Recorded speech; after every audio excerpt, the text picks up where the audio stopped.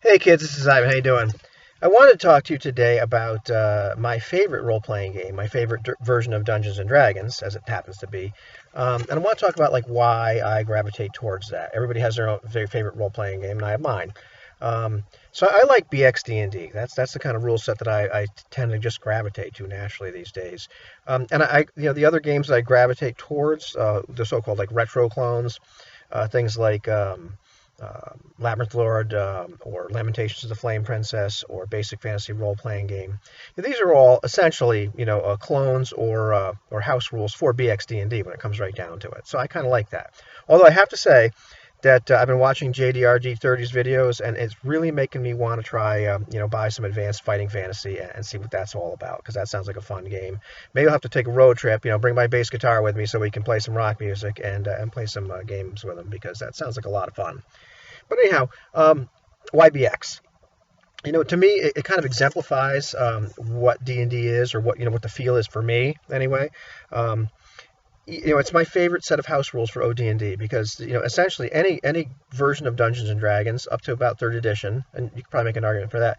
They're house rules for original Dungeons and Dragons when it comes right down to it, because OD&D had almost no rules. I just happen to like BX's house rules. It's a simple rule set compared to like a lot of the other old school versions of D&D. First edition, second edition, advanced D&D is a complex game. Menser Basic, and I think Frank Menser is a great guy, but taking it in totality, Menser Basic is a very complex game. That's things I just don't want anymore.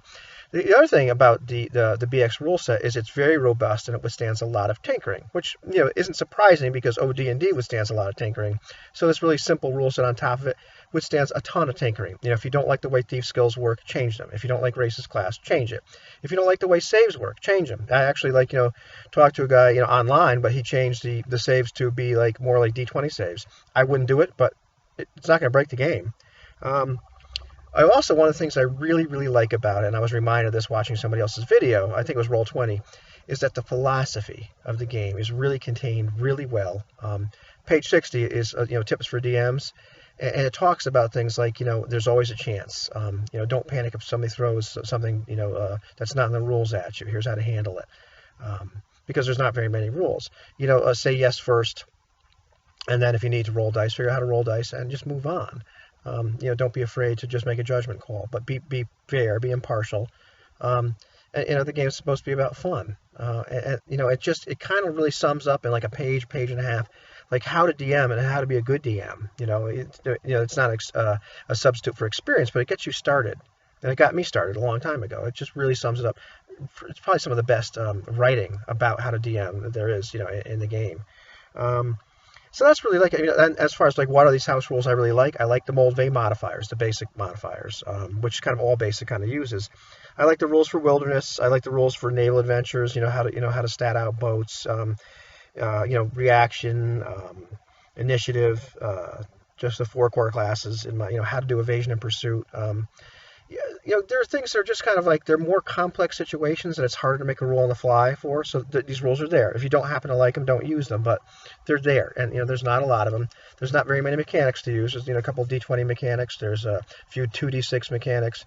There's a percentage mechanics for things like thief skills. If you don't want to use percentage, don't use it. That's about it.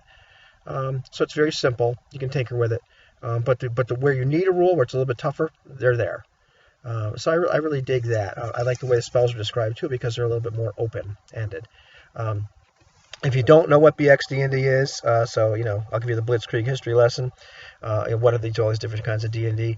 1974 there was OD&D, Original Dungeons and Dragons. About 77 it splits. Two different directions. Advanced D&D, which was first and second edition, and then Basic. First Basic was a Holmes Basic. It was a blue box. It's a lot like OD&D. I've only seen PDFs of it. Then there's Moldvay Cook Marsh D&D BX, stands for Basic Expert. That was released in 1981. That's the first product I had.